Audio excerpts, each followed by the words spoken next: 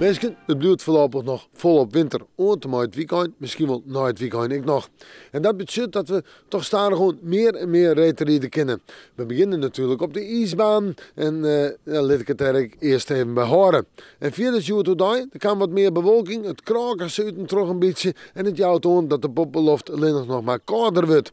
Joen en vannacht. Het zal opkleden. En dat betekent dat we toch wel matige frost hebben. Min zo'n, min 8 graden, misschien nog wel een graadje meer. En dat betekent dat het goed is voor de ijsgroei.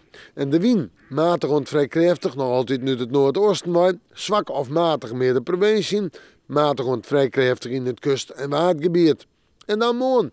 Het wordt een winterdag, maar staan gewoon eens even kans op sneeuw. Maar ik een winterdag met een temperatuur onder 0, min 1, min 2 graden. En misschien in het zuidoosten nog wel min 3.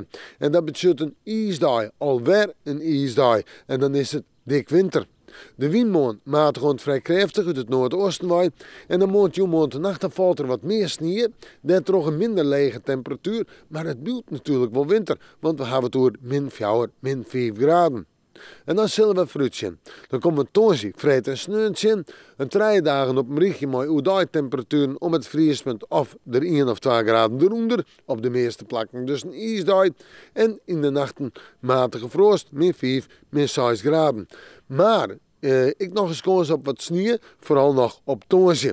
En hoe dat nou verder uitpakt na het weekend, want onder het weekend blijft het winter. Daar hebben we het morgen weer over. Dus laten we morgen maar weer even in het winterwaarsje.